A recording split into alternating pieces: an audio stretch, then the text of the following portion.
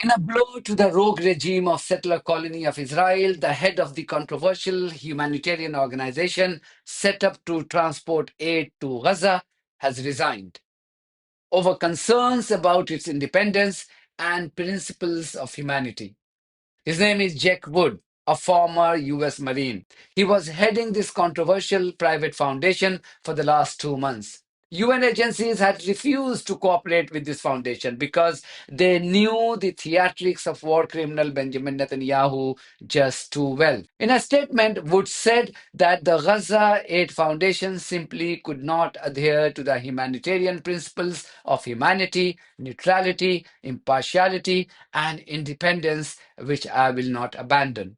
Jane Egland from the Norwegian Refugee Council termed the development a blow to the Israeli idea of distributing aid using military and private agencies. What impact do you think this resignation is going to have on the delivery of aid into the Strip?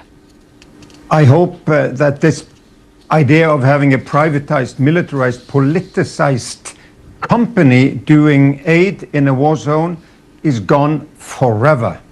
And that we can now go back to work by the established international humanitarian organizations.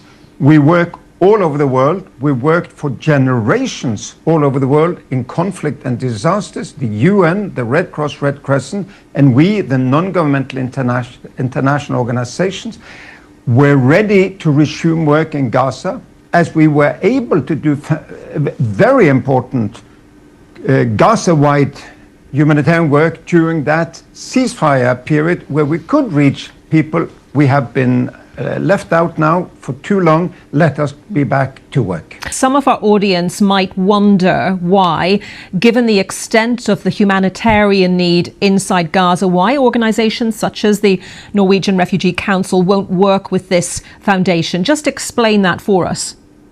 Because the whole premise for effective humanitarian work in war zones is that we are neutral, independent, and impartial.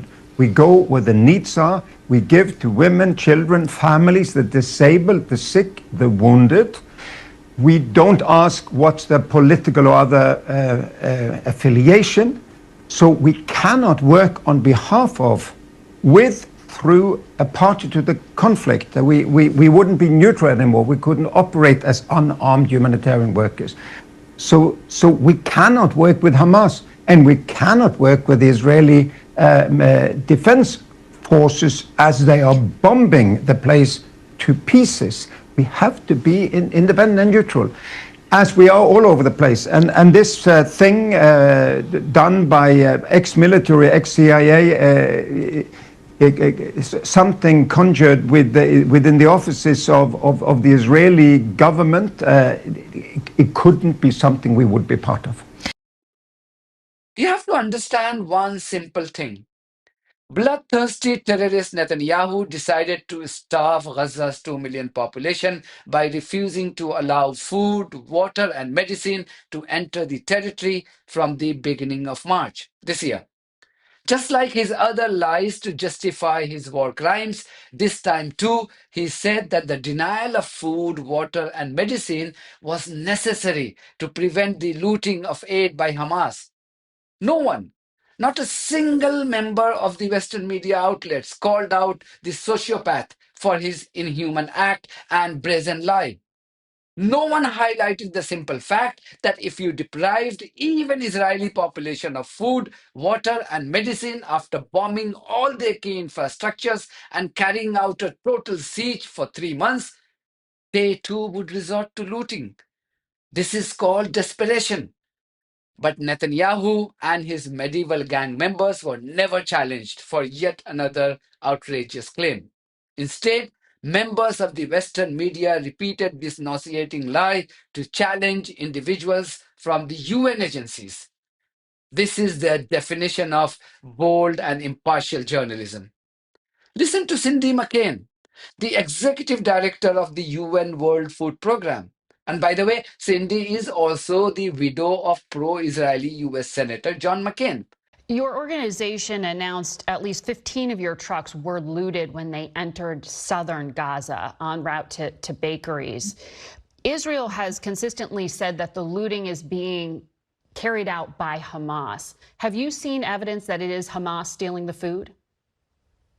No, not at all. Not in this round. Listen, these people are desperate, and they see a World Food Program truck coming in, and they run for it. This doesn't have anything to do with Hamas or any kind of organized crime or anything. It has simply to do with the fact these people are starving to death. And so we will continue to go in. We will continue to go in with food and the kinds of supplies we need to help the bakeries operate and make sure that we can continue to do that and hopefully be able to do more of it. But again, we can't do this unless the world community puts pressure on this. We can't be allowed to sit back and watch these people starve to death with no outside diplomatic influence to help us. These poor souls are really, really, really desperate. And having been in a food riot myself some years ago, I understand the desperation very well. Even Jane Egeland, the Secretary General of the Norwegian Refugee Council, echoed similar sentiments. But he also went on to add that those looting the aid enjoy the protection from the Israeli occupation forces, who I call terrorists. Israel says it has to operate in terms of distributing aid in this way because of looting by Hamas. Under the pre-existing arrangements, when the last ceasefire was still in place, though, was the Norwegian Refugee Council able to deal with that, able to stop looting and protect the aid and get it to where it needed to go?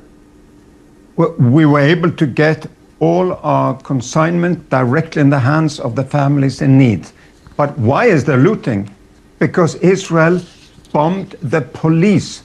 They bombed the security apparatus inside Gaza. They bombed all law and order in Gaza as they tried to get after Hamas's armed wing. Then they let the looting gangs operate freely. I could see them myself when I entered Gaza. They were waiting in open daylight for the aid convoys to come. And the Israeli snipers and soldiers let them operate. So the occupation force should enable safe corridors for the aid. They should not interfere with the aid, but they should allow it to happen, and they haven't. The sole idea behind replacing UN agencies with this dubious private foundation was to discredit every single UN agency and end their presence in Gaza. This terrorist Netanyahu has successfully done so with UNRWA without facing any pushback. So he thought he can get away even with this plan. There were reports that activities of this aid foundation would be protected by US troops in Gaza. If true, this would have been a repeat of America's 300 million floating pier, which was eventually used by US forces to help Israelis in Gaza. The fact terrorist Netanyahu is allowed to carry out genocide in real time and members of the Western media outlets are simply too scared to question this despicable man for his horrible crimes against humanity is simply mind-boggling. The world now knows the real faces behind the mask of the so-called media representatives who fooled us for so many years. While these media outlets are still busy finding out from UN agencies why a war criminal wanted by the International Criminal Court is wrong in starving millions to death, Israeli terrorists have brutally slaughtered more innocent Palestinians. This time by dropping more American bombs on a school which was functioning as a shelter for dozens of children and babies. Long live Western civilization and independent Western media. As for the resignation of the Gaza Aid Foundation chief, even a former US Marine is now responding to his moral duty. What's stopping others in the West to realize that it's time to impose widespread ban on this settler colony and sever all diplomatic and military ties with its rogue regime? Thank you very much for your support of this platform and our journalism on buymeacoffee.com and Patreon. If you do think that our journalism is worth supporting, then you too should consider becoming part of it. Details are there in the description of this video. And by the way, we have also opened our account on TikTok to reach out to younger audience. If you haven't followed us there, you can follow Janta Ka Reporter on TikTok now. Details are there on the screen. In the meantime, if you haven't subscribed to our channel on YouTube, then you should do so, because that's one of the many ways you can support independent journalism. God bless you all.